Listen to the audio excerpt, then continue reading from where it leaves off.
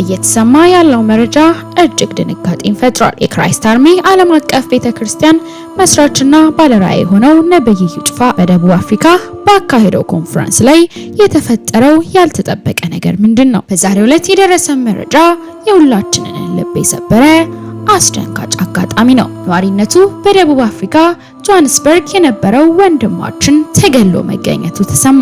ወንጌል ባናቱ ይተከል። የምን ወንጌል ነው የምታወራው? ክብር ይበልጣል። ወንጌል ይላሉ እንዴ? ወንጌል አይደል እንዴ? ስለያዝኩኝ ማንም እየመጣ የሚጨፍርብኝ። ሰላም ጤና ይስጥልን ቤተሰቦቻችን፣ ይህ የሮማንስ ሮድ የዩቲዩብ ቻናል ነው። በቻናላችን አዳዲስና ወቅታዊ ትኩስ መረጃዎችን ይዘንላችሁ መጥተናል። እስከ መረጃው ፍጻሜ አብራችሁን ቆዩ። ቻናላችንን ሰብስክራይብ ያላደረጋችሁ ሰብስክራይብ በማድረግና የደወል ምልክቷን በመጫን አዳዲስ መረጃዎችን በፍጥነት ያገኙ። ቪዲዮአችንን ለሌሎች ሼር በማድረግ ቤተሰባዊነቱን ያጠናክሩ። የክራይስት አርሚ ዓለም አቀፍ ቤተክርስቲያን መስራችና ባለራዕይ ሆነው ነብይ እዩ ጩፋ በተለያዩ አነጋጋሪ ድርጊቶቹ ይታወቃል። ታዲያ ከዚህ ቀደም በሚፈጽማቸው ተግባሮቹ በካውንስሉ መወገዙ የሚዘነጋ አይደለም። ታዲያ አሁንም በድጋሚ የኢትዮጵያ ቃለ ሕይወት ቤተክርስቲያን ግለሰቡ ፈጽሞ የማንቀበለው ነው፣ በደቡብ አፍሪካ በኢስትላንድ ቃለ ሕይወት ቤተክርስቲያን ቀጠሮ የተያዘለት ኮንፈረንስም የተጭበረበረ ነው፣ ከእውቅናችንም ውጪ ነው ስትል አስደንጋጭ መግለጫን ከቀናቶች በፊት ማውጣቷ ይታወቃል። ታዲያ ነብይ እዩ ጩፋም ለመግለጫው ምላሽ እንደሰጠና እነዚህ አከርካሪያቸው የተሰበረ አክራሪ የሃይማኖት ተቋማት በማለት ስድብ አዘል መልእክቶችን ማስተላለፉና ይህንንም በመጣስ በደቡብ አፍሪካ ኢስትላንድ ላይ ቃለ ሕይወት ቤተክርስቲያን ኮንፈረንስን ማድረጉ የሚታወቅ ነው። ታዲያ ነብይ እዩ ጩፋ ትላንትና በሞባይል ፎቶም እንዲሁም ቪዲዮ እንዳይቀረጽ ተደርጎ ያገለገለ ቢሆንም ነገር ግን የተለያዩ ቪዲዮዎች በማህበራዊ ሚዲያ ላይ እየተሰራጩ ይገኛሉ። ታዲያ ነብይ እዩ ጩፋ ቲሸርት ወዘተ ምእመኑን ገንዘብ ሲጠይቅ ባለመቀበሉ አገልጋይ ነብይ እዩ ጩፋ የግዢ ጥያቄው ምእመኑ ባለመቀበላቸው ጥሎ ወጥቷል ሲሉ ጥላሁን ሁሴ የተባለ ከወላይታ ሶዶ የተረጋገጠ መረጃ እንደሆነ ገልጾ በጌታ የሆነ የወላይታ አካባቢ ተወላጅ እንዳረጋገጠው ጉዳዩንም በማህበራዊ ሚዲያ ላይ እያዘዋወረ ይገኛል። በደቡብ አፍሪካ ኢስት ለንደን ቃለ ሕይወት ቤተክርስቲያን በመጋበዙ የኢትዮጵያ ቃለ ሕይወት ቤተክርስቲያን መቃወሟ ይታወቃል። ታዲያ ኮንፈረንሱ ላይ እያገለገለ ወይስ ተከለከለ የሚሉ ጥያቄዎች የብዙዎች መሆኑ ግልጽ ነው። በደቡብ አፍሪካ የኢስትላንድ ቃለ ሕይወት ቤተክርስቲያን የተፈጠረውን በስፍራው ያሉ ሰዎች የተለያዩ ተንቀሳቃሽ ቪዲዮዎችን እየለቀቁ እንደነበር ይታወቃል። ታዲያ የክራይስት አርሚ ዓለም አቀፍ ቤተክርስቲያን መስራችና ባለራዕይ ሆነው ነብይ እዩ ጩፋም በራሱ የፌስቡክ ገጹ ላይና የዩቲዩብ ገጹ ላይ በስፍራው እንደነበርና የተለያዩ ግለሰቦችም ጌታን እንደተቀበሉ አገልግሎቱን በተሳካ ሁኔታ እንደተጠናቀቀ መልእክቱን ሲያስተላልፍ ነበር። ታዲያ ዛሬ ጠዋት የተፈጠረው ይህ ነው። ትላንት ያገለገለ ሲሆን ወደ እሱ አቅጣጫ በሞባይል ፎቶም ቪዲዮም እንዳይቀረጽ መከልከሉ ተገልጿል። ታዲያ በመድረክ ላይም በስመ ቲሸርት ወዘተ ገንዘብ ተጠይቆ የነበረው ምእመን የግዢ ጥያቄውን ባለመቀበሉ ጥሎ ወጥቷል። ህዝቡም ትላንትና ጥሎ ስለወጣ ዛሬ ጠዋት አላገለግልም ብሎ በመግለጹ አብሮት የነበረው ማይኪያዥ ማገልገሉን በስፍራው ያሉ ሰዎች አስፍረዋል። ኢየሱስ ጌታ አሜን። እንደምን አላችሁ? ክብር ለኢየሱስ ይሁን። በጣም ደስ ብሎኛል በመካከላችሁ ስለተገኘው፣ እግዚአብሔርን ለማገልገል እድሉን ስላገኘው፣ እናንተም ደግሞ እግዚአብሔር በእኔ ውስጥ ያስቀመጠውን ጸጋ ለመካፈል አምናችሁ ደስ ብሏችሁ ስለጋበዛችሁ በጣም በደስታ ነው የመጣሁት። ዛሬ ነገና ከነገ ወዲያ ያለው ጊዜ የእናንተና የቤተሰቦቻችሁ ይሆናል።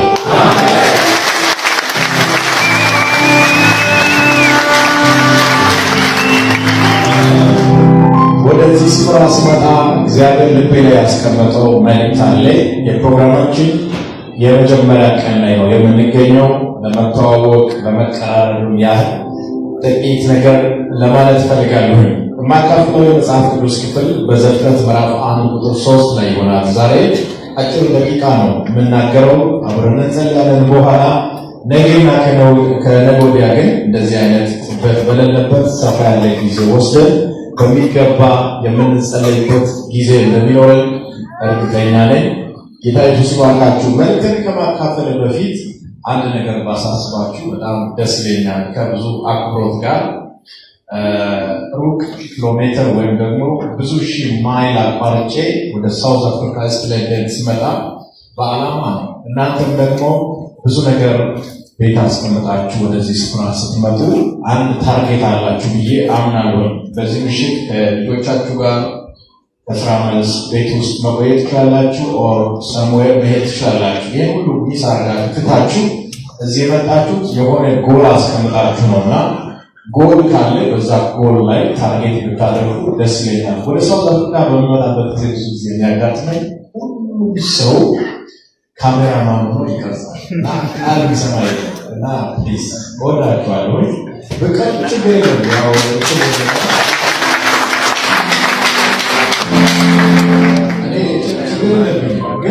አንተ ሁሉ ጋራጭ ነው። ለማን ይስበክ ማን ይስማ ይሄን ከሰማይ ሰብከ ማን ይስማ እግዚአብሔር ማያው ነው። በቀርጹ ችግር የለም። እኔው ለሁላችሁም ክፍት ነኝ።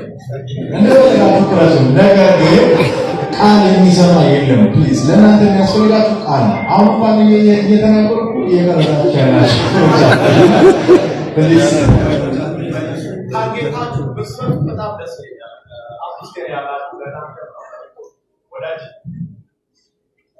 በሌላኛው መረጃችን እጅግ አስደንጋጭ ዜና ተሰምቷል። ነዋሪነቱ ጆሃንስበርግ የነበረ ወንድማችን መገደሉ ተሰምቷል።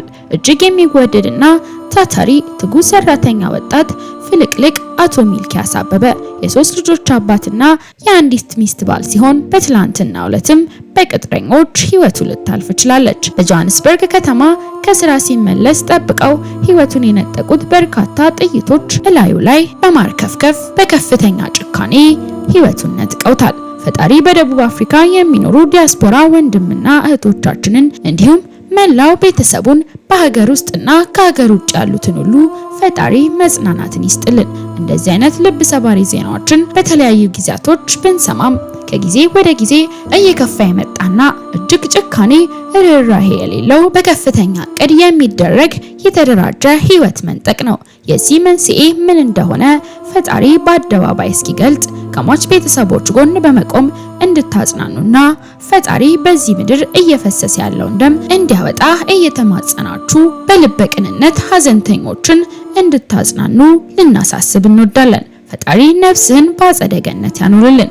በሰላም ረፍ። ለወዳጅ ጓደኞቹ፣ ለዘመድ አዝማድ እንዲሁም ለቤተሰቦችና ለልጆቹ መጽናናትን ይስጥልን። ወንጌል በአናቱ ይተከል። የምን ወንጌል ነው የምታወራው? ክብር ይበልጣል።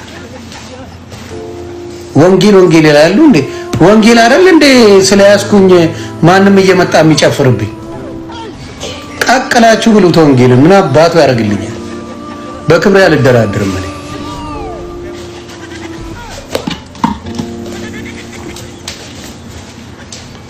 ወንጌልን ቀቅለ ብላው አልኩ። ስለዚህ ዝም ማለት ሁሌ መረገጥ ስራ አይደለም። ሁሌ መሰደብ፣ ሁሌ የመጣ ማንም የሚያቀረሽበን ስራ የለም። አረረረ ተረገጣለህ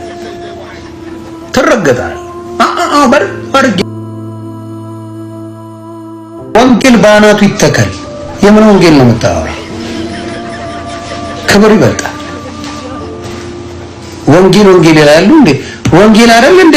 ስለያዝኩኝ ማንም እየመጣ የሚጨፍርብኝ ቀቅላችሁ ብሉት። ወንጌል ምን አባቱ ያደርግልኛል? በክብር ያልደራደርም። እኔ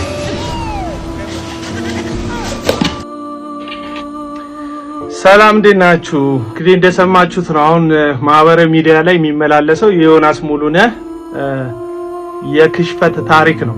እኔ መውደቅህ አስደስቶኝ የምናገር አይነት ሰው አይደለሁም። ወንጌል ምን አባቱ ያደርጋል ያልከው ወንጌል ስለ ክርስቶስ ነው። መጽሐፍ እንደሚል ስለ መሞቱ ስለ መነሳቱ። ወንጌል የዘላለም ህይወት ይሰጣል፣ ቤር ልጅ ያደርጋል። ወንጌል የቅዱሳን ማህበር ይቀላቅላል። ምን አባቱ ያደርግልኛል ያልከው ያው አጥማቂክ ራሷን ነብይት እያለች የምትጠራ ቡርቴ የተባለች ሴት የለብለብ ክርስትና ፕሮፓጋንዳ እዚህ ሶሻል ሚዲያ ላይ ከሌን አዳንኩት የሚል ቅበብሎች ደግሞ ጌታን ተቀበልኩ በሚል ሰው ሁሉ ቤት ውስጥ እየገቡ እግዚአብሔር የማያውቀውን ማህተባቸውን እየመቱ እከሌ ክርስቲያን ሆኗል የሚል የበሽቅሽቅ ወንጌል የሚሰሩ ወገኖች ስላጫጫሁልህ ልክ እንደ ዳነ ሰው አክት ለማድረግ ሞክረሃል። ካልዳንክም የፈለግከውን ትጨረጨራለህ፣ የፈለግከውን እንደ ዳንክ ትተውናለህ። ግን ሲረግጡክ ሲነኩ አለመሞትህን ወይም ክርስቲያን አለመሆንህን ባባይ ታሳያለህ። ከዚህ በፊት ያልከውን አንድ ነገር ላስታውስክ። ወንጌል ምን አባቱ ያደርጋል ስላልከው ወንጌል ሊያሾ የምትባልን እህት ጠቅሰክ እንደዚህ ብለህ ነበር። መግቢያ ሲጠፋ ጴንጤሉን ብትይልያ ነው አይቻል። እኔ ወንጌሉን ሰምቼ ምክንያቱም ሮሜ 10:17 እንደሚለው ወንጌል በመስማት ነው፣ መስማትም የእግዚአብሔር ቃል ነው። ሰምቼ ነው ፈርቼ ጴንጤ ያልሆንኩት። ፈርቼ አይደለም ሰምቼ ነው ጴንጤ የሆንኩት። አንቺ ግን ሲጨንቅሽ ብትመጪ አንቀበልሽም ብለው ሁሉ የፕሮቴስታንት ወይም ደግሞ የጴንጤውን ማህበረሰብ ከተንበሩን የሚቆልፈው ቁልፍ ያዥ እንደሆንክም አክት ስታደርግ ነበር። ክርስትና የእውነት ክርስቲያን መሆኑ የሚታወቀው ሰዎች ሲያዋርዱ መከራ ሲደርስብህ ስትናቅ ስትተች እንደሆነ ከዚህ በፊት ልነግርህ ሞክሬ ነበር። ትክክለኛ ካልሆነ አድራሻና በትክክል ወንጌሉን ከማያስተምሩ ሰዎች ስለሆነ የተቀበልከው በዚህ ወንጌል ውስጥ መዋረድ እንዳለ መከራ እንዳለ ከዛ የሚበድሉን ምህረት እያደረክ መቀጠል እንዳለ አላስተማሩ። እኔ እንደተሰደብኩት ያው ራሴን ጽድቅ ለማቆም አይደለም እዚህ ሶሻል ሚዲያ ላይ እኔ እንደተዋረድኩት አንተን ጨምሮ በጣም ብዙ ሰዎች እኔን እንዳንጓጥጣችሁት እኔን እንደተሳደባችሁት ቢሆን ኖሮ ወንጌል ባናቱ ይዘግዘግ የማለት የነበረብኝ እኔ ነኝ ካንተ አንፃር እዚህ ሶሻል ሚዲያ ላይ ስላለው ማለት ነው። ነገር ግን እንደዛ አላልኩ። ሰዎችንና ወንጌልን ለይቼ ነው የማየው። የአጋንንትን ፈተና የሰዎችን ፈተና ለይቼ ነው የማየው። ስለዚህ መጽሐፍ ቅዱስ ስለ መጽናት የሚያወራውን ነገር ልነግርህ ነው የምፈልገው። መሞት አለበት ልላ አይደለም የመጣሁት። አሁንም አረፈደም ብራዘር። ወንጌል ራስን አዋርዶ ጌታን ማስከበር ነው። ወንጌል ስለ እውነት መገፋት፣ ስለ እውነት መጠላት ነው። ሰዎችን ማሳደድ አይደለም፣ ሰዎችን መሳደብ አይደለም። እንዳንተና አንተ ጋር እንደተሰበሰቡ ክርስቲያን እንደሚሉት ሰዎች ማለት ነው።